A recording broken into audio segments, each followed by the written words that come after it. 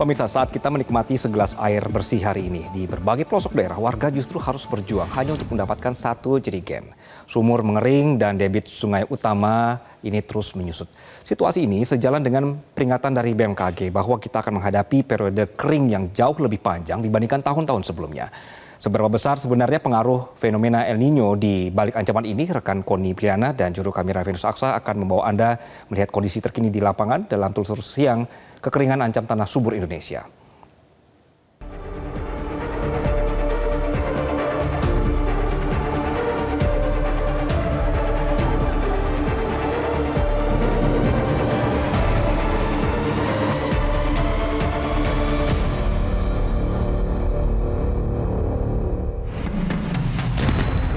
Musim kemarau tahun ini mulai kembali melanda sejumlah wilayah di Indonesia. Di berbagai daerah kekurangan air bersih ini mulai terjadi. Lahan pertanian mulai mengering dan warga kembali bergantung kepada pasokan air bersih. Di tengah fenomena El Nino, ini kekurangan air bisa akan terus terjadi. Kebakaran hutan dan lahan bisa terus meningkat. Lalu bagaimana mitigasi dari musim kemarau kali ini? Ikuti penelusuran kami. Dampak musim kemarau kini mulai terasa di berbagai daerah di Indonesia. Di Kabupaten Lebak, Banten, sumur-sumur warga mulai mengering sehingga sebagian masyarakat terpaksa menempuh hingga 1,5 kilometer untuk mengambil air dari mata air alami. Sementara di Jember, Jawa Timur, krisis air bersih membuat PMI terus menyalurkan bantuan air ke wilayah terdampak. Hingga pertengahan Juli, puluhan ribu liter air bersih telah didistribusikan untuk memenuhi kebutuhan ratusan warga. Kondisi serupa juga terjadi di Tangerang, Banten. Debit Sungai Cisadane dilaporkan menurun hingga sekitar 12% setelah wilayah tersebut hampir 1 bulan tidak diguyur hujan. Menyusutnya aliran sungai mempengaruhi ketersediaan air baku dan irigasi. Meski pihak pengelola telah mengatur operasi pintu bendungan untuk menjaga pasokan air, masyarakat tetap dihimbau menghemat penggunaan air selama musim kemarau. Jauh dari Sungai Cisadane, warga Kampung Kocek, Keranggan, Tangerang Selatan merasakan hal yang sama. Kini rumah-rumah warga mulai kesulitan air bersih semenjak 2 bulan lalu. Mengering udah 2 bulan kali. Dikit sih, kadang nggak nyampe habis banget. Ada dikit lah. Cuman memang kudu nunggu dulu lama. Susah banget kayak dapat air. Dari sini paling pagi cuman dikit seember. Ya paling nunggu dikirim. Itu aja cuman seminggu sekali. Ya susah, pusing juga kalau air udah mulai ini kering. Bingung nyuci, gimana masak. Harapan saya sih minta dibantu ada boran kali ya, jadi buat warga gitu. Kayak kalau misalnya di sini kan adanya di masjid, MCK gitu. Cuma kalau misalkan bisa adanya di sini gitu. Namun apakah kekeringan yang terjadi di berbagai daerah ini hanya merupakan siklus musim kemarau biasa? Ataukah ada faktor iklim lain yang memperparah kondisinya? Untuk menjawab pertanyaan tersebut, kami mendatangi Badan Meteorologi, Klimatologi, dan Geofisika atau BMKG. Menurut BMKG, musim kemarau tahun 2026 diprediksi akan berlangsung lebih kering dan lebih panjang dibandingkan kondisi normal. Koordinator Bidang Analisis Variabilitas Iklim BMKG menjelaskan bahwa hingga awal Juli, sekitar 60% wilayah Indonesia telah memasuki musim kemarau. Ya pemirsa, saat ini saya akan berbicara langsung kepada Bapak Supari dari BMKG. Halo, selamat siang Bapak. Selamat siang Mbak Prilly. Oke Bapak, boleh kali ya saya ngobrol-ngobrol Pak seputar musim kemarau di tahun ini. Nah Pak, kalau boleh tahu musim kemarau tahun ini menurut BMKG sendiri perbedaannya dengan tahun-tahun sebelumnya tuh apa sih Pak? Begitu. Ya Mbak Prilly, ini pertanyaan menarik yang perlu diketahui masyarakat ya, bahwa BMKG memprediksi kemarau tahun 2026 ini akan lebih kering dibandingkan dengan tahun-tahun sebelumnya atau lebih kering daripada biasanya. BMKG juga memprediksi bahwa kemarau tahun 2026 itu akan lebih panjang dibandingkan dengan kemarau sebelum-sebelumnya. Akan lebih panjang ya Pak. Nah, kalau boleh tahu sekarang sudah di pertengahan tahun. Nah, wilayah mana saja sih Pak yang sudah terdampak? Karena dari kemarin banyak masyarakat juga yang sudah mengeluhkan akan kekeringan itu sendiri ya Pak. Boleh ditunjukkan nggak kepada saya? Ya Mbak Prilly, ini peta prediksi curah hujan di bulan Juli. Kalau kita lihat dari sini, misalnya ini wilayah Jawa Timur itu curah hujannya sangat rendah diprediksi di bulan ini, dan ini menunjukkan bahwa wilayah ini berpotensi mengalami kekeringan yang ekstrim. Di wilayah lain sebenarnya sudah mulai juga terlihat dari Banten, kemudian Jawa Barat, sampai ke timur Bali, NTB, NTT, dan Sulawesi Selatan. Di bulan Juli ini diprediksi berpotensi mengalami kekeringan. Informasi tadi sebetulnya menjelaskan wilayah mana yang diprediksi akan mengalami curah hujan sangat rendah dan berpotensi mengalami kekeringan. Sementara kalau informasi kemarau, saat ini per awal Juli 2026 sudah 60% wilayah Indonesia yang mengalami musim kemarau, dimulai dari Sumatera Selatan sampai NTT, sebagian Kalimantan, sebagian Sulawesi, Maluku, dan sebagian Pulau Papua di bagian selatan. Nah, sementara itu kalau kita melihat memang kemarau itu kebanyakan akan diawali oleh wilayah yang di selatan. Mengapa demikian? Karena kemarau itu dipicu oleh aktifnya angin monsun Australia.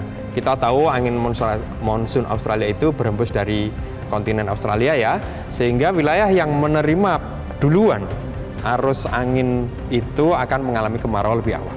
Oke Pak, baik. Nah, kalau dari penjelasan Bapak tadi, banyak masyarakat juga yang mengaitkan musim kemarau dengan El Nino ya Pak. Apakah memang betul dan kenapa sih Pak gitu? Iya, betul Mbak Billy, bahwa untuk diketahui masyarakat, tahun ini terjadi El Nino yang sudah aktif sejak bulan Juni 2026, dan BMKG sudah memprediksi di bulan Maret bahwa El Nino ini akan berdampak pada kekeringan di Indonesia.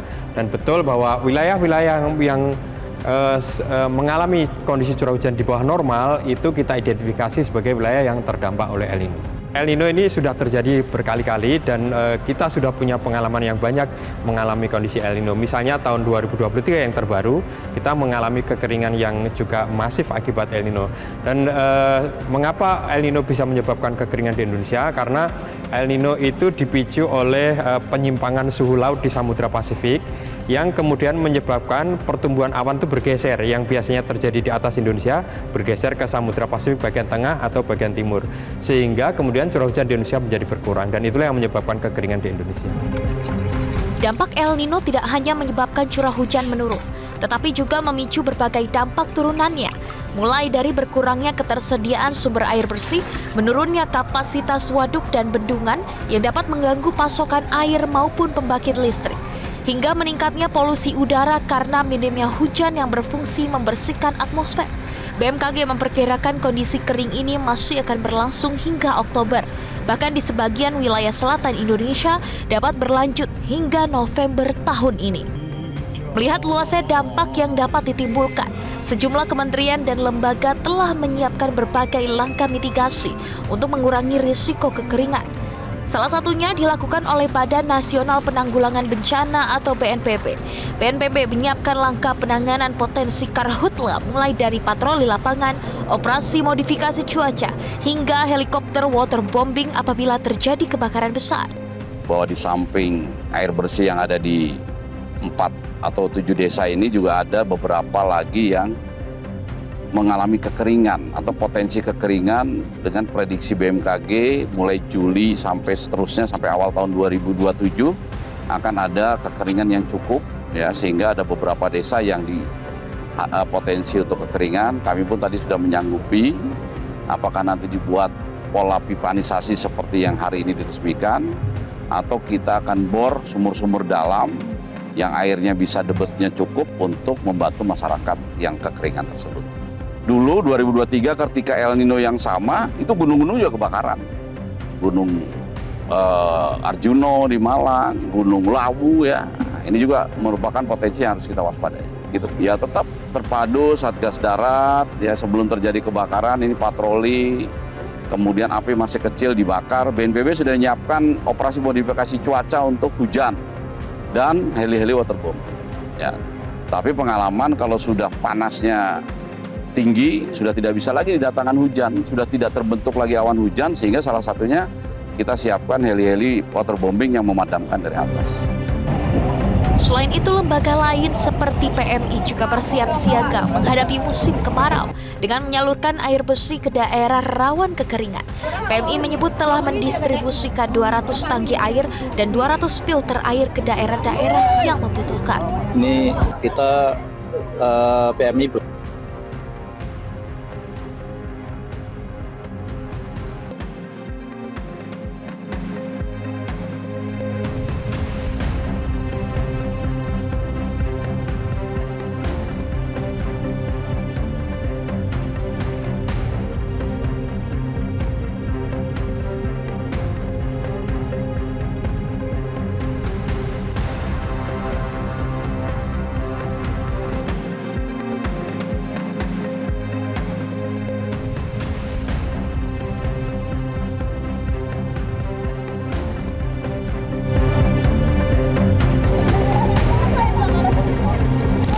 Kekeringan memang selalu menjadi fenomena yang hadir saat musim kemarau.